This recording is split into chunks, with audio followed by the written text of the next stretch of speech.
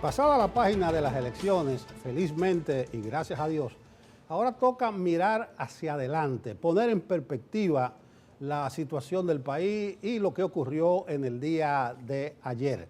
Para ello vamos a hablar con dos autoridades, uno en la política, David Lahoz, politólogo, y otro en la economía, el buen amigo Antonio Siriaco. Buenas noches, caballeros. Buenas noches. Buenas noches, Nelson, Catherine. David, como la política es lo que más apasiona, como el béisbol dominicano, vamos a hacer una valoración de los resultados de ayer. ¿Qué tú estás viendo?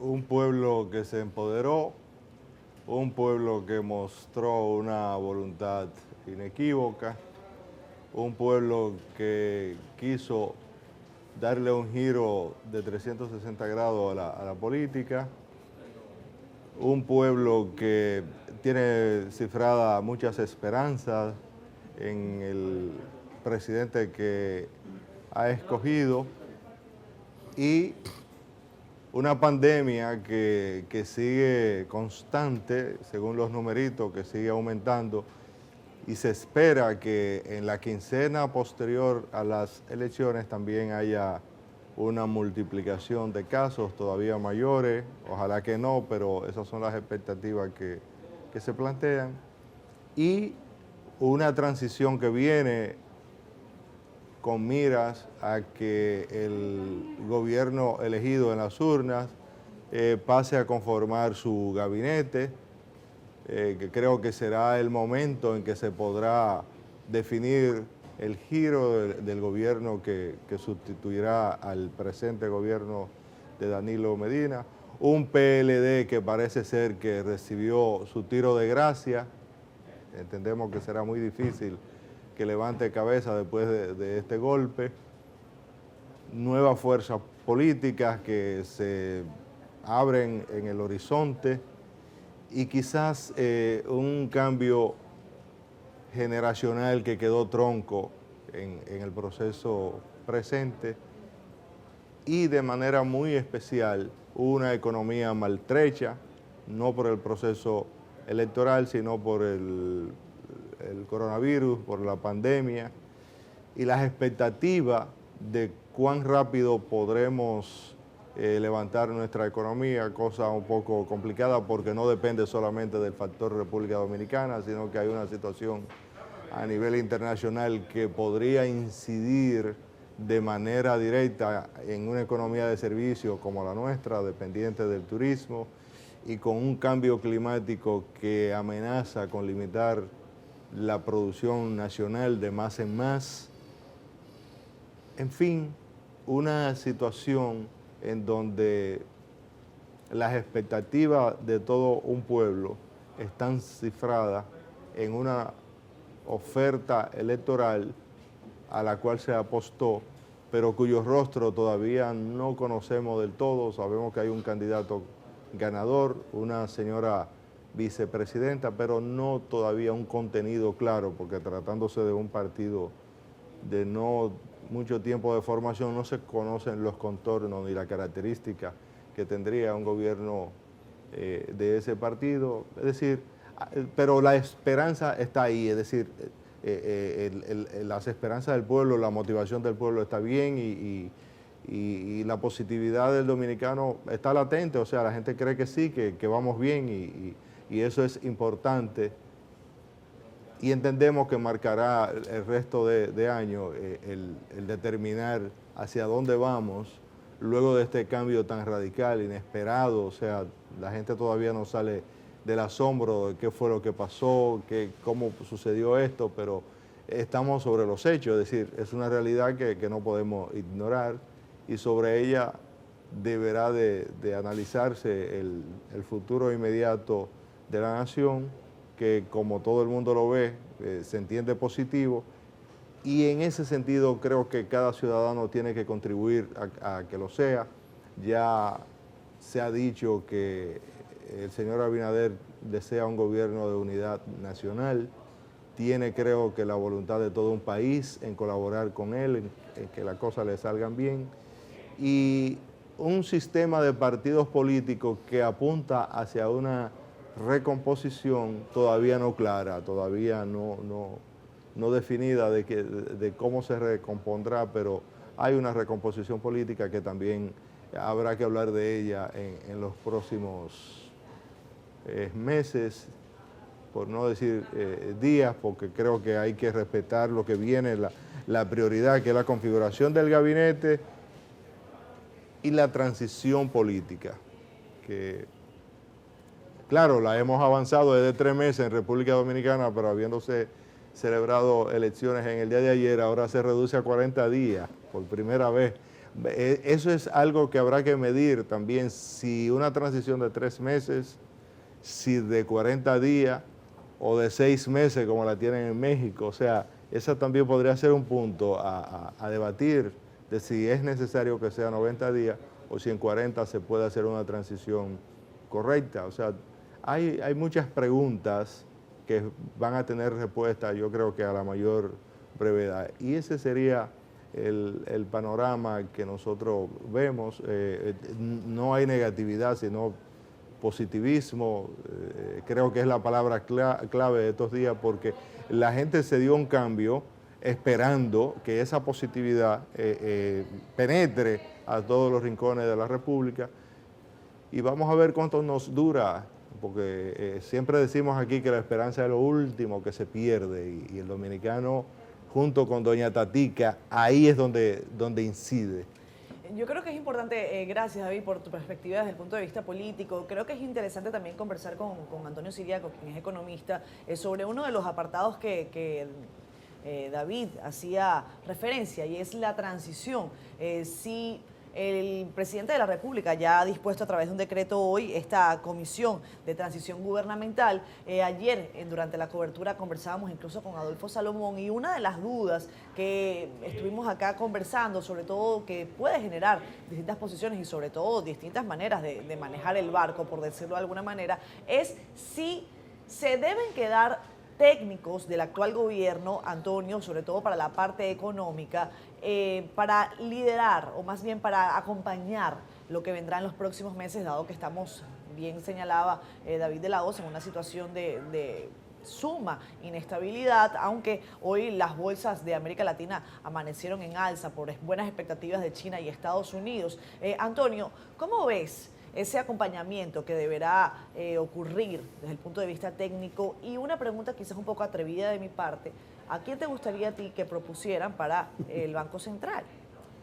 Mira, yo pienso que los equipos económicos de todos los partidos tenían y tienen gente muy competente, incluso gente con mucha experiencia en organismos internacionales, experiencia en el sector público, incluso en el mismo Banco Central. Y yo creo que eso es un elemento, eso es un valor agregado. Y cada vez más los dirigentes políticos y los candidatos presidenciales que tienen vocación de poder se reúnen, se conforman alrededor de personas con esas competencias. Obviamente que cuando uno analiza el equipo económico que acompaña al presidente electo, estamos hablando de personas con una gran experiencia, no solamente a nivel del sector público, sino también de organismos internacionales, del mismo Banco Central. Y yo creo que el mismo presidente electo ha hablado de una concertación, y el hecho de que ya se hayan mencionado personas que podrían quedarse de manera transitoria en el Banco Central o en otros ministerios, es un elemento positivo en el sentido, o una señal positiva en el sentido de que sencillamente se busca, ante una situación y un contexto interno y externo tan difícil, se busca concertación y se busca unidad, porque obviamente la situación que vive el país amerita la reunión de importantes técnicos y fuerzas políticas, la más importante, para enfrentar los problemas y hacer una reactivación lo más rápido posible dentro de las limitaciones que establece esta pandemia. Yo creo que el Banco Central es una institución que cada día se ha tecnificado. Aquí hay muchos profesionales, incluso muy competentes. entendemos nosotros que independientemente de los profesionales que están alrededor del licenciado Luis Abinader, pero también hay que tomar en consideración que el actual gobernador tiene una larga data allí, conoce bastante bien, y yo creo que se pudiese dar el caso de que en un proceso de transición lo puedan dejar un año e incluso nombrar un vicegobernador del entorno del licenciado Luis Abinader, hasta evidentemente que se pase ese tiempo. Sin embargo, vuelvo y reitero, creo que los equipos económicos, el equipo económico es un equipo bastante competente y tiene, parece que, personas ahí con todo el nivel para ocupar esas posiciones. Porque vuelvo y reitero, es obvio que la situación en que está la economía dominicana, la situación en que está el mundo, es claro que amerita de concertación de fuerzas políticas y de grupos económicos y técnicos de todos los partidos políticos. David, en tu intervención prácticamente le cantaste requiem al PLD, pero en términos de votación el PLD podría recomponerse. Además, que el papel que jugó en marzo no fue muy deslucido, con la mayor cantidad de directores de distritos municipales y de regidores. Pero quisiera preguntarte entonces, ¿qué lugar le asignas tú a Leonel Fernández y a su Fuerza del Pueblo? Bueno, comenzando con el PLD, Danilo Medina constitucionalmente no tiene futuro político. Se puede decir que concluye su vida política activa el 16 de agosto. La situación del señor Gonzalo Castillo, no sabemos si él continuará en política o se limitará a hacer lo que él considera que es, un empresario. En el caso del señor Temístocle Montá, es una persona que no ha sido elegido por las bases de ese partido, es una persona que no cuenta con la legitimidad del lugar. Reinaldo Pared está en una situación de salud indefinida en la actualidad, y una parte importante de los integrantes del comité político también son de facto. Esa gente no ha sido escogida en ninguna asamblea, no es el producto de un congreso que haya celebrado ese partido. Es decir, que se aboca a una recomposición interna muy fuerte y donde podrían emerger situaciones muy duras que podrían amenazar su integridad y atomizarse más de lo que ya lo ha hecho a partir del mes de octubre del año pasado. En cuanto a Leonel Fernández, es una persona que es un activo político importante, quizás el principal activo político con que cuenta la República Dominicana en la actualidad.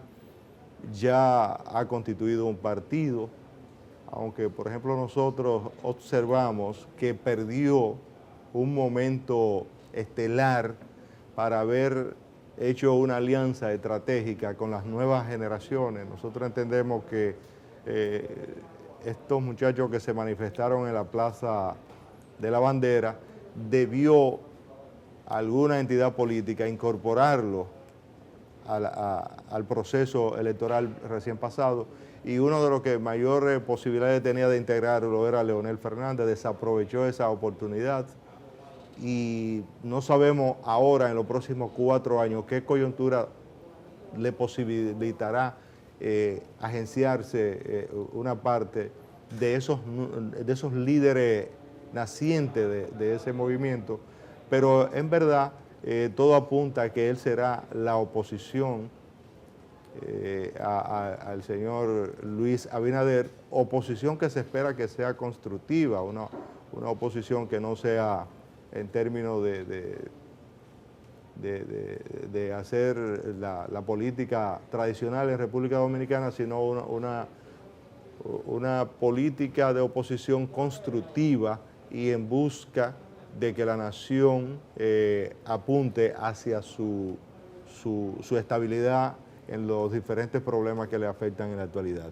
Antonio, me preguntaban esta mañana sobre las prioridades del nuevo gobierno en algún contacto telefónico que hice con colegas latinoamericanos. La pregunta del millón es por dónde se debe empezar. Estamos en una pandemia, yo leía un titular esta mañana que me causa preocupación. Intensivistas alertan que más de 80% de las camas de unidades de cuidados intensivos están ocupadas por coronavirus. Y yo quiero preguntarte específicamente si no consideras que es buen momento para establecer una comisión de salud de emergencia que trabaje para evitar que el sistema colapse, porque estamos en las últimas de cambio del gobierno de Danilo Medina. Llegará Luis Abinader a montarse en este barco que yo lo he calificado de esa manera y tendrá muy poco nivel de maniobra para evitar que eso sobre. ¿Cuál es tu perspectiva desde el punto de vista económico, práctico y sobre todo desde el punto de vista gubernamental? ¿Cómo se sostiene esto? Mira, yo pienso, Catherine, que lo primero que hay que establecer es un plan de emergencia y declarar de emergencia el sector de la salud en estos momentos. Yo pienso que en el corto plazo debe haber un equilibrio entre la economía y los aspectos vinculados con la tasa de contagio. Es decir, nosotros todavía no hemos aplanado la curva y debemos, como no hay en estos casos, una vacuna, evidentemente tenemos que ir de la mano entre la economía en sus diferentes fases y también atacando de manera fuerte la situación de tener esa altísima tasa de contagio que tiene la República Dominicana. Eso es un primer elemento. Antes que todo, yo creo que las autoridades electas a partir del 16 de agosto inmediatamente tienen que declarar el estado de emergencia a nivel de la salud e inmediatamente buscar todos los recursos posibles de tal forma que puedan tener mucho más habitaciones disponibles, más equipos disponibles. Incluso aquí hay hospitales que están cerrados porque todavía no han podido ser aperturados. Incluso esa gran ciudad de la salud, el antiguo Hospital Morgan, creo que, Sí. que es quizás el más grande. Sanitaria. Ciudad sanitaria, el más grande de todo el Caribe, tiene 500 camas disponibles, que yo creo que eso tendrá que ponerse a disposición incluso de la población que cada Antonio, vez más... pero perdón que te interrumpa. Sí. ¿No consideras que el estado de emergencia debe decretarse quizás de una vez? Porque esperar al 16 de agosto para decretar un estado de emergencia cuando tenemos 80% de las camas ocupadas en unidades de cuidados intensivos por COVID-19 y con unas cifras exponenciales, quizás pase demasiado tiempo. No, lo que sucede es que se quiso establecer un estado de emergencia, pero obviamente estábamos en el proceso electoral y siempre se vinculaba todo esto y se sospechaba que se iba a utilizar para hacer campaña básicamente de un solo lado. Campaña? Entonces, yo pienso que si ahora se lo solicita al Congreso, vamos a ver, esperamos que eso ocurra, pero muchas veces en estos procesos los gobiernos se cuidan porque ya pasaron las elecciones y también se puede malinterpretar, porque mucho de este tipo de situaciones también hay que hacer compras. Y entonces ahí viene toda esa situación que hay y esa desconfianza que hay entre los actores políticos, que yo creo que eso es un elemento que caracteriza mucho a la sociedad dominicana en términos de un bajísimo capital social, y por eso muchas veces los gobiernos esperan que venga el otro gobierno y sencillamente esa situación se hace efectiva a partir del 16 de agosto. Pero claramente que hay ya una comisión de transición. Esa comisión de transición se la puede hacer esa oferta a la comisión de transición que el presidente electo pueda formar, y en ese sentido pueden llegar a un punto de advenimiento y de acuerdo en ese sentido. Vamos a irnos a pausa comercial. Ya regresamos con más de Decisión 2020. Manténgase con nosotros.